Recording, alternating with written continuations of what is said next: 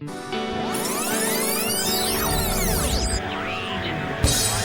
podcast listener, even if you are alone in your entrepreneurial pursuit, know that today, right now in your earbuds, you are joined by thousands of entrepreneurs all around the globe seeking to do the same thing you are. If you want to know more about this program or this podcast, or want to get barraged by a lot of annoying pop-ups, check out our website, lifestylebusinesspodcast.com. Yeah, buddy, it's Thursday morning. That means it's time for another Lifestyle Business Podcast, baby. It's the LBP hashtag, yeah, buddy. That's where we believe building a business is the ideal way to create more freedom and opportunity for you, your family, and those around you. And those around me is my captain, my co-host, a man who puts the NAS into business, or the biz into NAS. Choose your poison. Welcome to the program, Ian. Word. And we also got the Austrian, David Hehenberger, the king of the Hehenbergians. Hey. David, it's good to be in Bali in November, isn't it? Oh yeah, it's great. Going for a swim in a 30 degrees Celsius warm pool while it's snowing back home. All right, today we're going to do a flashback to the oldies but goodies. We're going to replay an episode, and there's a reason for it. Twofold. Number one, we're really busy this week. I mean, we're just slammed. Yeah, as David explained, we're swimming a lot. We've got Tropical Workforce launched this week. We've got a couple of Tropical Talk radios going up this week. We have a webinar for the DC members going tomorrow, which is taking a lot of energy for us this week. So what we decided to do was play one of our old episodes. David, you selected this one. It's the Crash Cross Rockets episode. Yes. Why did you select this episode? Okay, so actually I was remembered of that episode last week. Last week I was going into Dan and Ian's GoDaddy accounts, and I saw like the Boulevard of Broken Dreams, and I saw like 6 domains in there corresponding to that business idea that is being discussed in that episode. And the reason I like this episode is so much is the story of how they come up with this great idea. Ian ends up going to China for a month full of enthusiasm, and then in the end things don't really work out. I just loved to listen to that episode back probably a year ago. If I remember, there's also like a correlate episode where a couple episodes later I tell about how I did a similar dramatic, huge loss of money as well on a kind of idea. So we're going to replay this episode. If you want to listen to the sister episode and all of our first 50 episodes, again, we're giving them away. Just go to the lifestylebusinesspodcast.com, hop on the mailing list, and you'll instantly get access to 50 free episodes. That was a long run, 50 episodes. Yeah, buddy, pretty soon we're going to be hitting episode 100. That's coming up here. And we're going to wear suits or something. Couple quick news items. If you guys have already listened to the Crash Crotch Rockets episode and you're pissed off that there's not a new LBP this week, do check out Tropical Talk Radio. That's our new podcast. It's unfiltered, uncensored, lots of swearing and unfounded political opinions on that one. We've already got 10 5-star iTunes reviews. Bring in the applause effect. That one is a lot of fun to do, and if you want to get your LBP fix, go over, check out Tropical Talk Radio. Do check out our new website, TropicalWorkforce.com. Yeah, buddy. This is a total pivot from what we talked about earlier on the LBP. Now it's an open job board for all location-independent freelancers and entrepreneurs and aspiring digital nomads. I'm pumped. You got to check out what the Adsense Flippers posted there. It's better than a Tropical MBA. David, you stayed at their place right down in Davao City. How baller is that? It's awesome. They have like 2 maids there that cook for you. 2 maids! And key in your room every day. It's in a great location. It's awesome. Putting So the subscribe. Tropical MBA to shame here. Yeah, it is. So here's the thing. The Tropical Workforce is us taking the Tropical MBA to the world. So, almost 2 years ago now, we had an idea to do the Tropical MBA. So far, we've done 9. It's been awesome. But all of our friends are saying, we want to do the Tropical MBA too. We want to do the Tropical MBA. Okay, TropicalWorkforce.com. That's where we can all congregate and try to take this concept to the world. I think it's going to work. I think it's going to catch on. I'm really hopeful. Already tons of smart people. I've already spent money on there. I've already spent $350 on the Tropical Workforce of my own money, hiring people to do stuff for our businesses. People are making money off the Tropical Workforce already. I don't think there's any way it could go wrong. Couldn't hurt to subscribe and see how things go there. Anyway, I think it's time to pass the mics to old Dan and old Ian.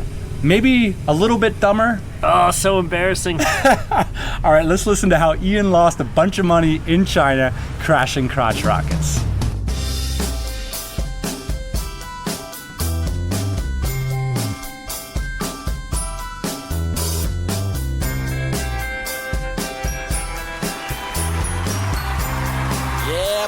welcome to the Lifestyle Business Podcast, the only podcast on iTunes guaranteed not to show up in iTunes, even if you search for our damn key terms. And in the eternal struggle between talking shit and doing shit, we are currently coming up... Talking shit all the time, every day. I am currently joined by my captain, my co-host, a man who puts the business in lifestyle business. And if you stick around to the end of the episode, I'll tell you about the best book that I've read in the past 2 years, and Ian's going to tell you how he joined the text revolution in style. Let's jump to the news. Ian, what's going on and what's your 20? Dano, here in California, man. Basically, what's been going on is we actually recorded this podcast yesterday. Oy. Yeah, it got deleted. So if you ask me how I was doing yesterday, I was doing fabulous.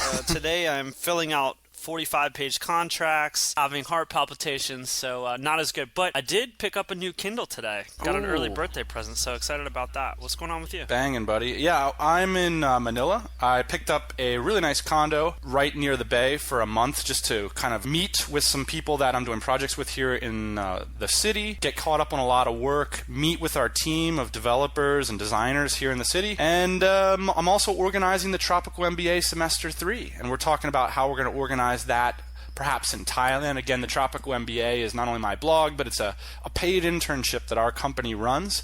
And we're looking to get a paid intern to help us at the podcast here and with that new auto product that we've been talking about a couple episodes back, which we're going to put off till next episode, I think, to talk about that. So those are the kind of news items that's happening. I'm also going to be buying a ticket tonight. I'm going to go home for the holidays, and I'm going to be in New York City for a week over New Year's Eve. That's kind of what's going on in my life. One quick thing, the show has its first sponsor. Where's the applause button? Gutshot Studios. If you're looking for a beautifully designed WordPress site, these guys are absolute ninjas. If you're looking to jumpstart your business or blog, go to gutshotstudios.com. Check out their portfolio. It's incredible. They've had hundreds of beautiful sites. Even if you're not going to become a client at Gutshot Studios, it's a great place to go to get design inspiration. And as a bonus, Ian, Gutshot Studios is in part owned by Chris from myegnoodles.com. And if you do become a client at Gutshot Studios, you will have direct access to Chris. He's an absolute ninja. So if you need a great, beautiful site in WordPress, go check out our first sponsor, gutshotstudios.com. We've got a bunch of shouts. Baller. We got a bunch of shouts this week. We've in fact had 4 new iTunes reviews. David from Heroic Destiny says that this is his favorite podcast, and I don't doubt David, because David occasionally does Ustreams. And when I'm on Twitter and I see that David's going to do a Ustream, I'll pop in there because that guy's smart. I want to hear what he's got to say. I really enjoy hearing from him. And so I asked him a question. I said, David, what are your top 3 favorite blogs so that I can go check them out? And he didn't know who I was. First one he said was the Lifestyle Business Podcast. That's his favorite blog. So, booyah. So thanks a lot, David, and thank you for the review. Eva Wilson writes, there are very few podcasts that I listen to regularly, and this is one of them. So thank you, Wilson, and we appreciate the fact that you're just a little bit evil. Josh Crocker, I can't believe this is still free. I've paid for stuff of lesser quality. Thanks for that, Josh. Don't we have an invoice laying around with Josh Crocker's name on it somewhere? Yeah, I think so. We can start charging you for this, Josh. We can charge Josh $50 an episode. Boo!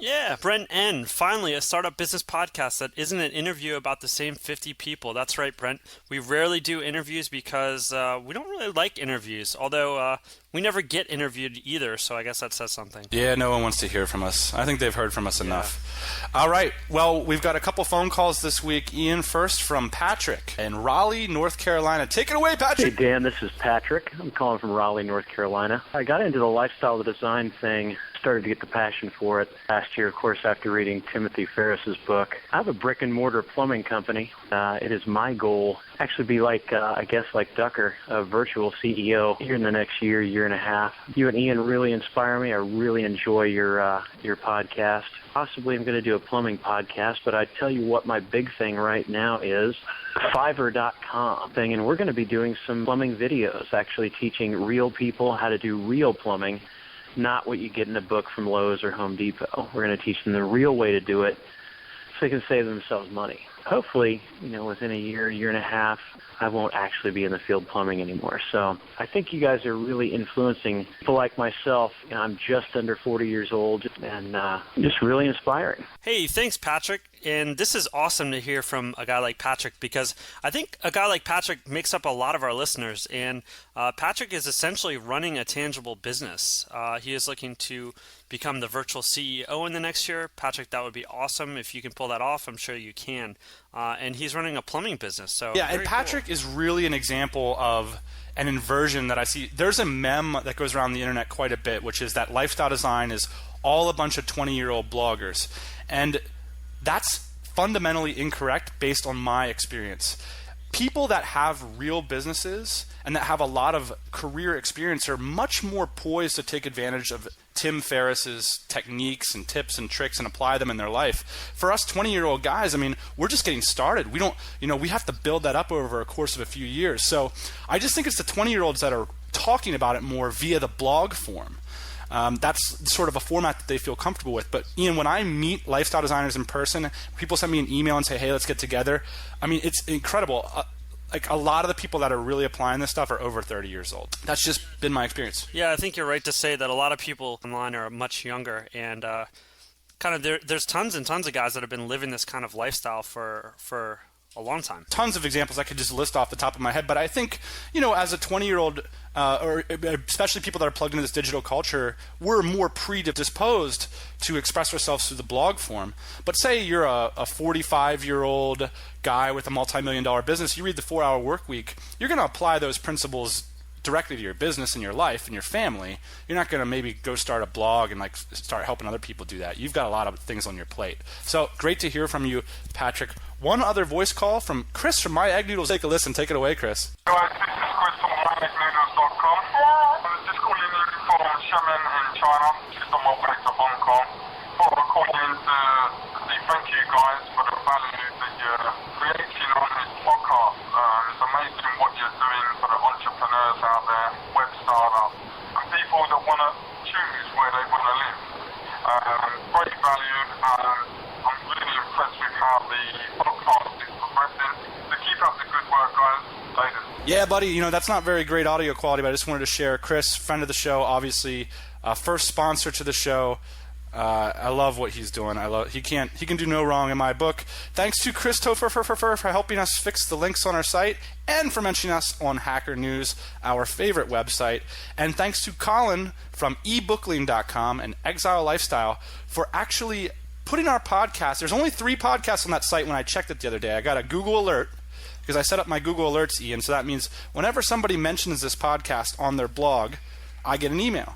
And so I got an email that says, hey, eBookling mentioned you, man. So I go over there and I look at it, and there's only 3 podcasts there, and we're one of them. And I was like, that's banging. I do the same thing. It's just I can't talk about what my key terms are on the show. Ooh, zing. One other thing that Chris from My Egg Noodles mentioned is that he got a tip from the show, which is to use Constant Contact as an email list software. He uses that for some unsolicited email campaigns, and as we've talked about before, Ian, we do a lot of those as well. So ConstantContact.com is a great piece of software if you want to do an unsolicited campaign, be a shady scammer, be a hustler. Yeah, you can get kicked off Constant Contact for spamming people, but like we've found there are ways to kind of get around that. We've found ways to spam people without them feeling like they're getting spammed, and I think that's really the trick with unsolicited emails. That, like, the first line of the email is like, this is not a spam message. Right. Despite what you think.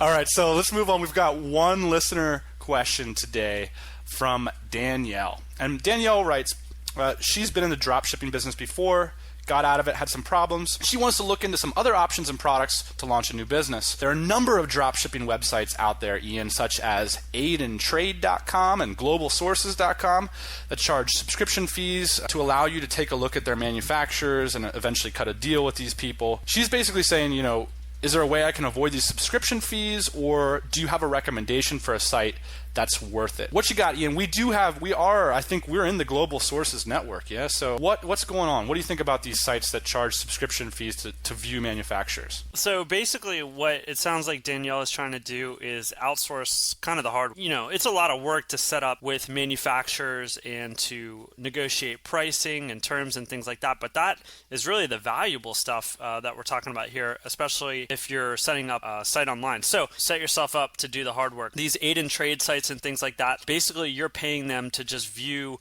what you can find on your own on the internet, and you're essentially chopping your margins. So I think that you should take the time to set up supplier vendor relationships, negotiate better terms than maybe some of these sites can give you, and go from there. I would not sign up for any of these sites. I agree. I mean, as being a member of Global Sources, part of it is that there's no qualification. Like, anybody can be a vendor and anybody can be an agent. And so you got these like super unqualified connections. And I think it's much better to focus on a market that you really think you could build an audience in, or something that you really think you can sell, and then hitting the pavement, whether that be the internet or Alibaba or the phone book or whatever it's going to take to actually find the best supplier and develop a real relationship with them. There might be some import here if you're just like, you're out of ideas and you kind of want to see what's out there, but Alibaba is probably a better place if you just want to do some browsing. Let me tell you, Danielle, this month we've got a new site up. It's actually not that new anymore, but we'll probably bring in $6,000 to $7,000 on that site. And basically all we're doing is drop shipping product that somebody else is manufacturing. We went out and we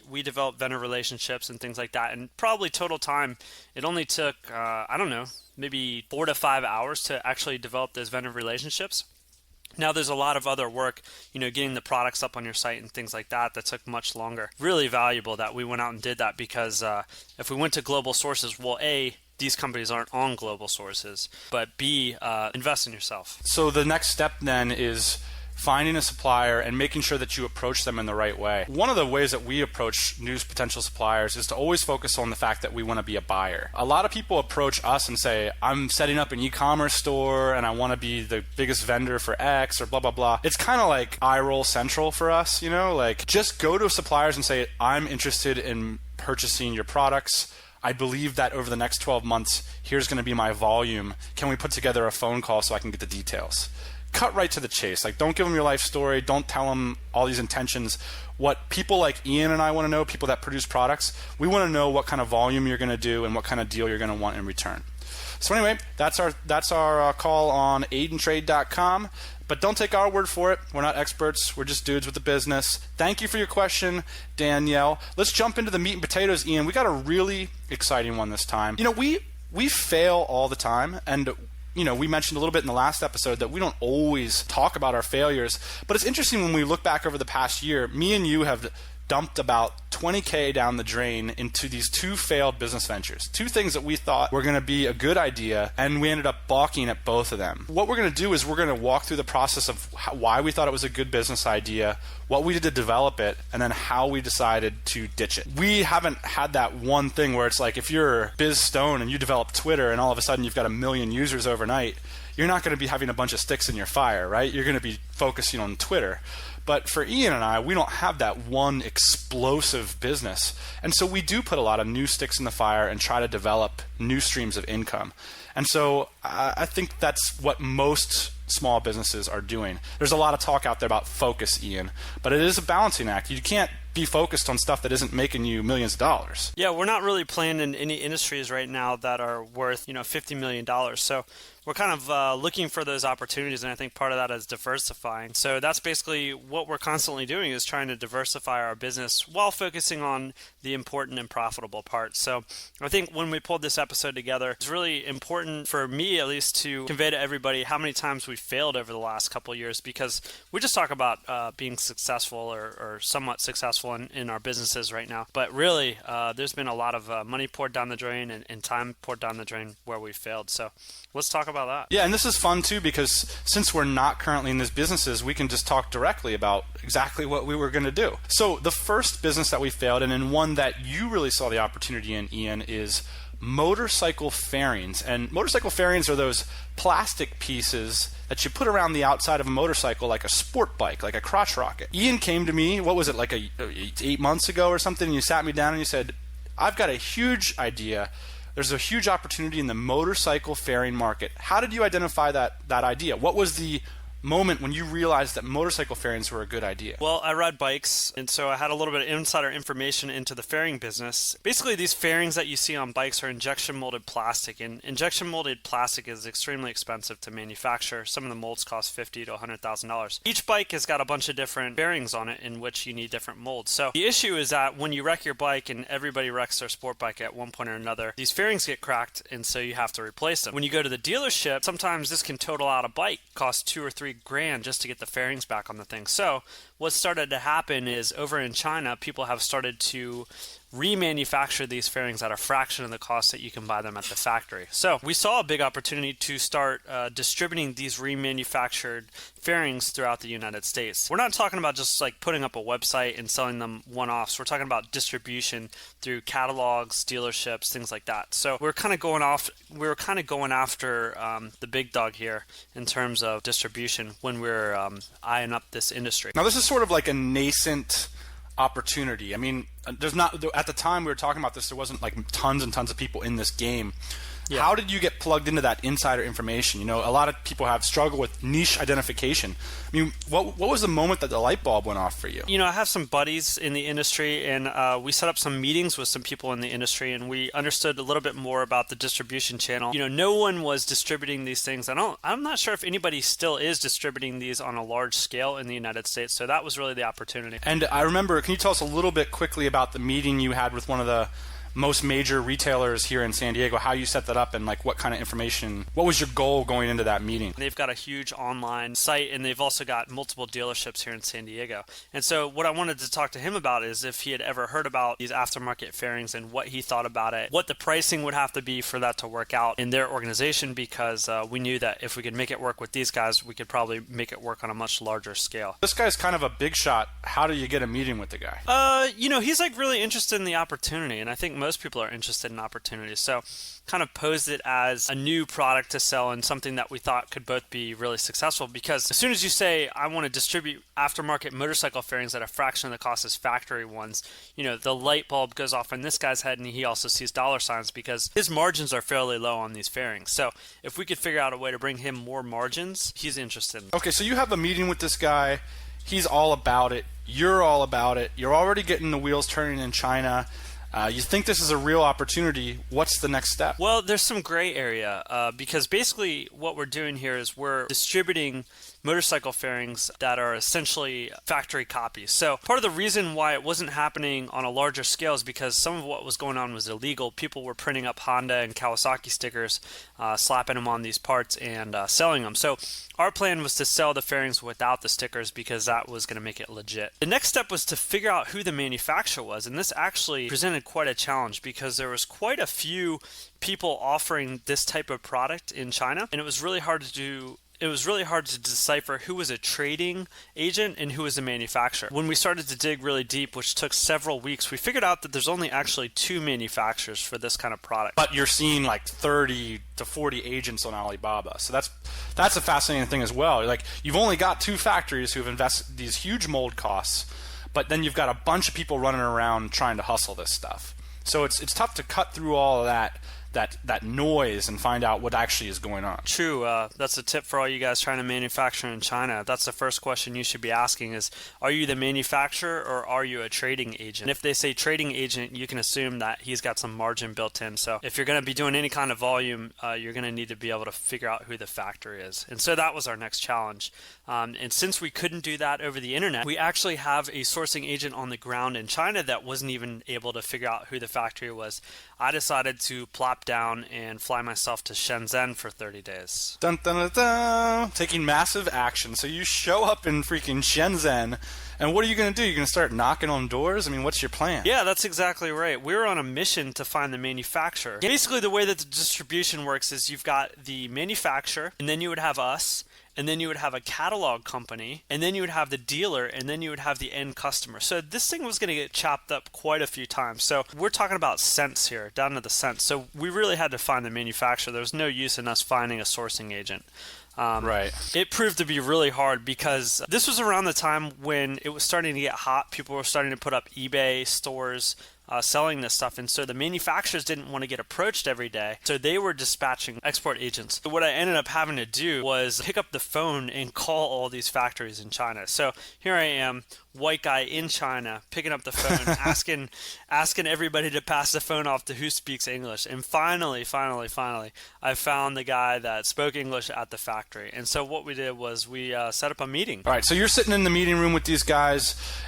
You know that there's a business opportunity to distribute these fairings. You've done the math. You figured out, I'm going to be the middleman here. I'm going to distribute through these retail networks. I need to get this number in order to, have a feasible business. So you walk into this meeting, you know what you need to buy these products for, and so how do you approach the negotiation? Well, the problem that was in front of us in terms of the meeting was basically Jason, who was the guy that was representing the factory, had a price list. We were like really far off from the prices that he was presenting to us and the prices that we needed. And so in about 2.5 hours, I had to convince Jason that I had the most distribution channels in North America for this product, and I was going to sell the most of this product of anybody who's ever seen in his whole life. So that was a bit of a challenge because the price was just so far off. In the end, we ended up convincing Jason that we were going to sell more of this product than he had ever seen move off his shelves. We got really, really close to the price point there. At that point, what we did was we ordered a few samples, flew them back to the United States, and around the same time I showed up back at the United States. They were there, got on Craigslist, had a couple buddies let us borrow bikes, test them out. And let me tell you what's going on our end on this one. At this point, the web team's activated. We're moving. We've got freaking $200 worth of domains. You're taking photo shoots of this bike in the warehouse. By the way, if you've got some photos still of this photo shoot we did, these bikes looked gorgeous with these fairings on. I mean, I remember we were excited. I mean, this shit looked good. Yeah, it was really cool. The samples showed up and they were good quality. Of course, samples always generally show up good quality. That's the best product you'll get right there as a sample. And then when the production run comes in, you'll usually figure out where the weak spots are. The samples look good. The bikes looked really good. Now is when we really had to start scratching our heads and figure out if this was going to be a feasible business. Basically, what was going to be the first step for us? I mean, we had our niche websites up that were keyword-rich URLs like, aftermarketmotorcyclefairings.com or whatever. We had our key brand pulled together. We had our logos. We had everything ready to go. What was the next step? Who were we going to sell these things, and how were we going to get a container of this stuff? Between the meeting and when we got back, basically what started to break down was that the factory, in fact, wanted a much larger order than we had discussed and we were willing to make. So basically, they started to back out. And at the same time, we essentially started to back out. What they wanted was, I think it was somewhere between $50,000 and $100,000. And at the time, that was basically what was in our bank account. So we placed a purchase order, though, right? We didn't actually place a purchase order, just sample orders. So okay. They were essentially asking us for every penny in our bank account that we were going to risk on a brand new venture that we had done a lot of research for, but weren't currently in the industry and hadn't currently distributed these products. So quite a risk and quite a chunk of cash. At the time, it's difficult for me to remember. Why didn't we just go to that guy in San Diego and say, hey, I can get you 20 sets of fairings for the Yamaha R3 or whatever.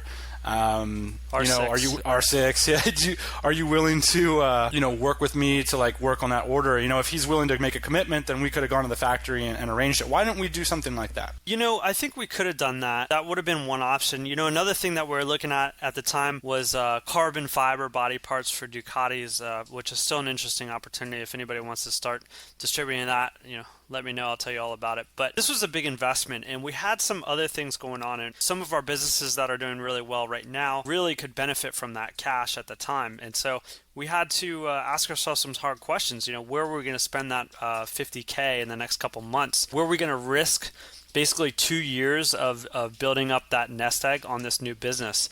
And in a lot of ways, we chickened out. There's also another way to look at that, which was we just thought at that point it wasn't the best investment. Yeah, I mean, this guy told you one price and then starts to back out. And it's always difficult when you're working with a new supplier. You're going to drop a $50K egg, right into their basket. And like you said, relative to what we had going on, that was all of our cash.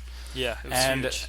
How much money did we have after this venture? I mean, how much money did you spend, after my $200 worth of domains? How much money did you spend trying to get this thing off the ground?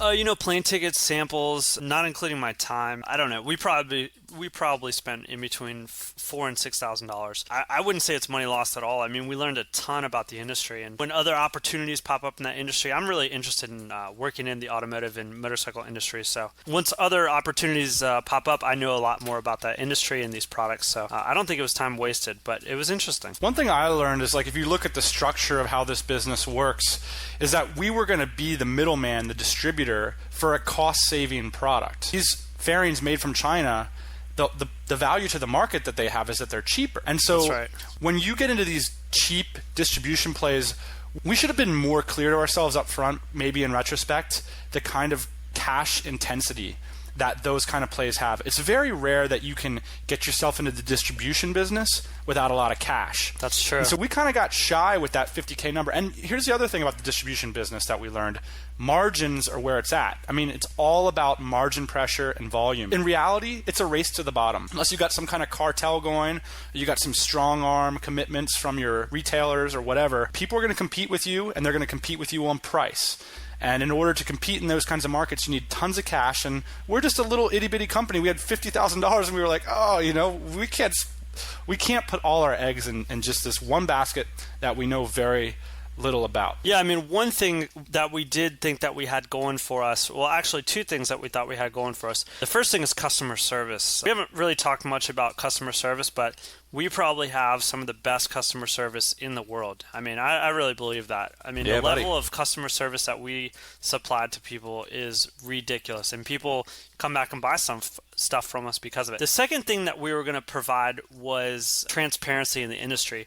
A lot of the guys that are selling these kind of products are kind of fly-by-night operation. We were going to be 100% transparent about what we were doing, and we're also going to give people a branded approach, and we were going to be the only guys that were distributing this stuff on a large scale. So we had a little bit of a plan, but like you said, we weren't really willing to part with our investment money. Here we are, we explored the opportunity pretty thoroughly. We put $6K in the hole. We balked at a $50K investment. Where are we now with motorcycle fairings and the motorcycle aftermarket? Got a folder somewhere on my computer, and I'll probably open it up to share a photo of the bikes that we spec'd out. That's about it. Yeah, send me the photos, so we'll put them up on the blog. This is a really interesting story. Thanks for sharing it. Thanks for going to China for a month too, man. I know that stuff was difficult. Yeah. I think I've actually got a photo of the place where I stayed there, so it wasn't too bad. I'll send you that too. All right. Well, I think we're going to put off my colossal failure story, or at least, I was a big part of the motorcycle thing, but you were the leader. And I was the leader on this other thing, basically a web application startup. I spent $15,000 or even more than that on with a development team in India. I think you've heard this story before. I'm gonna. Yeah. We should save this, man. This is a really good story too. I want to hear more about this. But I think we should save this and do a whole nother episode about failures, and then after that episode, we'll do another episode because that's not where the failures. I think we could do 10 straight episodes about failures. So next week on the program, I'll share with you how I lost $15K on Elance like an idiot and have nothing to show for it. Let's move on to the quick tips, tricks, and/or funny jokes section. So Ian, you're texting people but with your voice. What's up with that? Explain this to me. Yeah, I got this new application. I feel like I'm 16 years old all over again. It's great. It's called HeyTell, and it works for the iPhone. I think it's on Droid too. And basically what it is like, you guys remember text-to-talk on Nextel? I think they still have that in like developing countries or something. But or like construction workers and developers. Yeah. It's a text-to-talk or push-to-talk. I actually really wanted a push-to-talk phone when I was younger, but didn't work out. So anyways, now I have it. It's called HeyTell. And it's basically an iPhone application. Go in there, you hold down the button, you talk, you release it, and it sends it right to your buddy. I love it because I hate texting. Texting just goes on forever. Not that HeyTell doesn't, but I don't know. I hate texting. I'm not good at it, and I think HeyTell is pretty cool. So check it out. It's basically a push-to-talk application. Cool. I got a quick tip. I'm actually only 60% of the way through this book, but I'm already positive that this is easily the most important book that I've read this year. And it's not about business, but valuable in the sense of truthfulness. Ian, there's about 6 or 7 books that I've read in my life that I think explain the nature of the world more accurately than I've sort of ever seen elsewhere. And this one is one of those, and I'm extremely excited to talk about the ideas with both you. We're reading it together, and the listeners and anybody who wants to talk about this. The name of the book is What Technology Wants. And it's by Kevin Kelly. If you don't follow Kevin Kelly, check out kk.org. He's the founder of Wired Magazine. One of his TED Talks, I can't remember which year it is, I'll find it and put it on the blog, is absolutely one of the most fascinating TED Talks I've ever seen in my life. He is required reading for all the actors and actresses that were in the Matrix movies. He's a profound thinker, a profound futurist. I truly believe he explains the nature of the world, the nature of life, in such a revealing and exciting way. I can't wait to get done with this podcast so I can just jump right back into the book and think about it. And also, in the future, I want to talk about those other 6 books, because in our 10 Game-Changing Thinkers books, we talked about game-changing thinkers in terms of our business. But there's a whole other thing, which is philosophy and life. Those things really fascinate me too. I think there's probably about 6 or 7 books that are in my canon of truthfulness, so to speak. And man, if Kevin Kelly didn't just scoot his way right in there.